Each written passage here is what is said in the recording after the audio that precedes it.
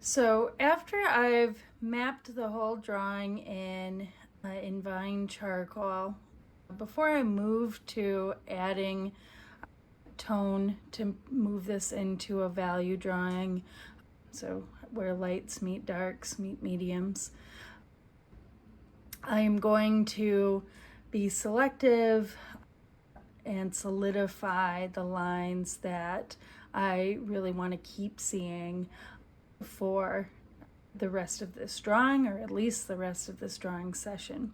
What I'm doing with that, and I've started a lot of it already, is I am using my ruler at this point.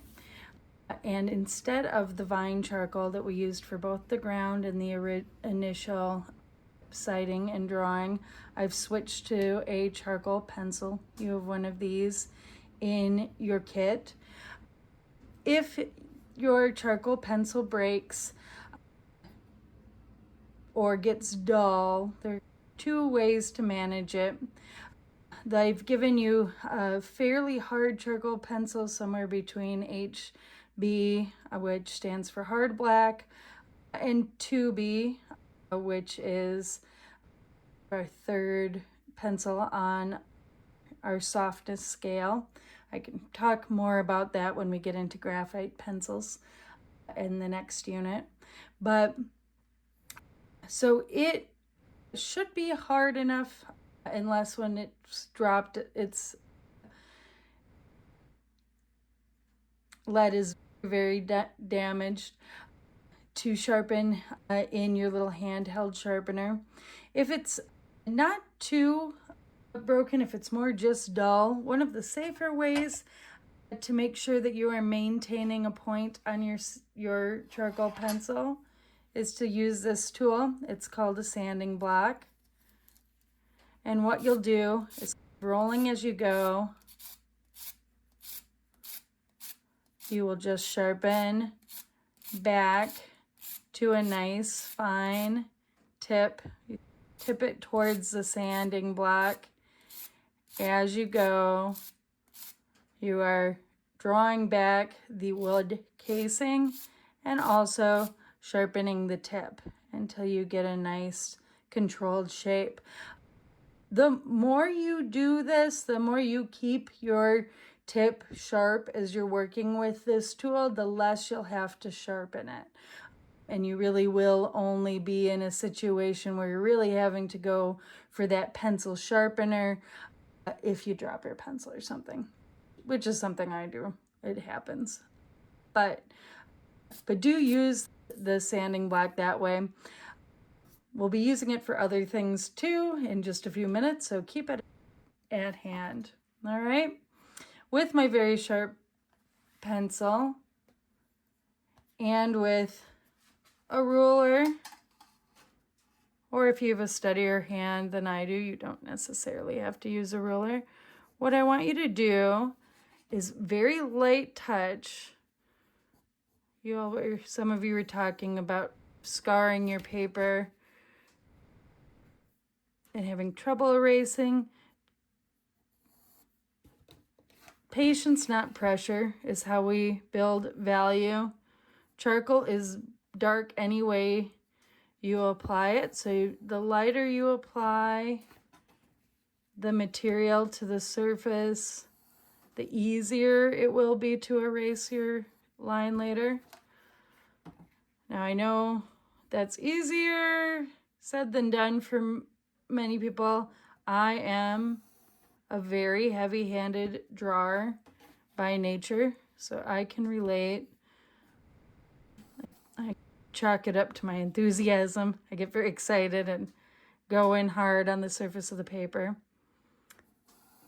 So that's one of the reasons we use really high quality paper for charcoal drawings. For this drawing, we're using a cotton rag paper that has a very consistent fiber all the way through.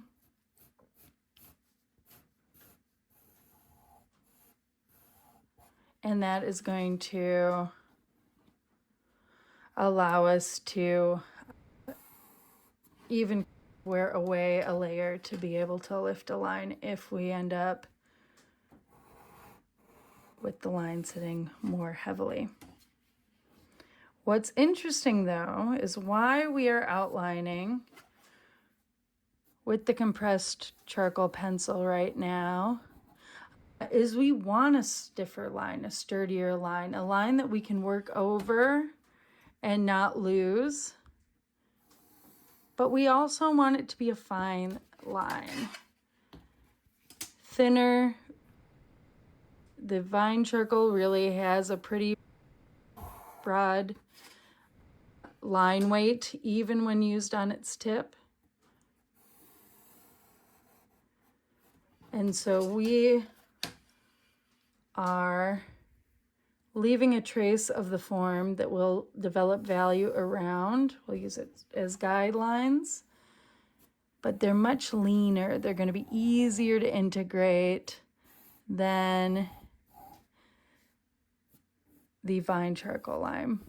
You can see as I pass over the vine lines, just with kind of the movement of the hand, my hand, even though they're so dark being applied, they really wipe away with a whisper. That's why we use them early on. They're so flexible.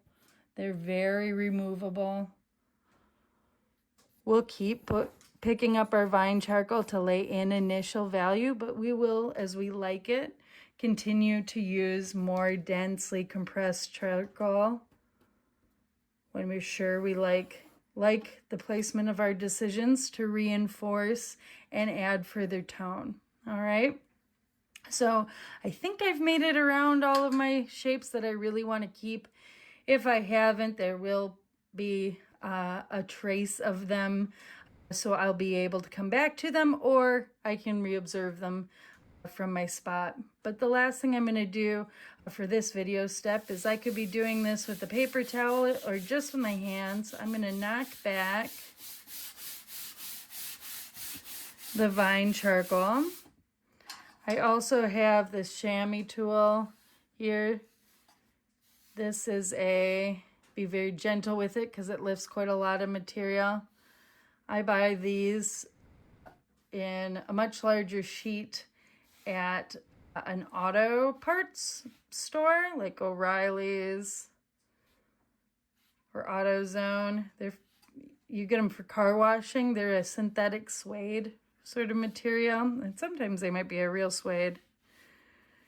That's more expensive than I usually go for. And the texture of them will lift the material, the loosest material, just a little bit. You can use it like a very gentle eraser to lift some tone out too, which we'll do in just a minute. Like I said, super light touch if you're doing this. We don't want to lift a lot of our ground, but you can see I have much clearer, cleaner lines and forms that I'm more able to see, things that I didn't walk over with the line if I realize I want them. I'll go right in and grab and reinforce, but I've also been a bit more choosy at this stage because sometimes I want to refine my forms with value. So I don't want some of the lines I was using just to plan a shape, but it isn't necessarily important to the final form, so I'm omitting them. So the lines that have disappeared, I wanted to disappear. If I didn't want them to disappear, I'm putting them back in quickly. But now if I go back over with my hands, you can see because I've drawn those lines in vine charcoal, they really aren't going anywhere. They are going to be nice and stable for me to use for the next stage of work. But when it comes time, if I do decide I need to erase them, they're very erasable too. See, gone. All right, that's it for this video. I'll take you to the value step in the next one.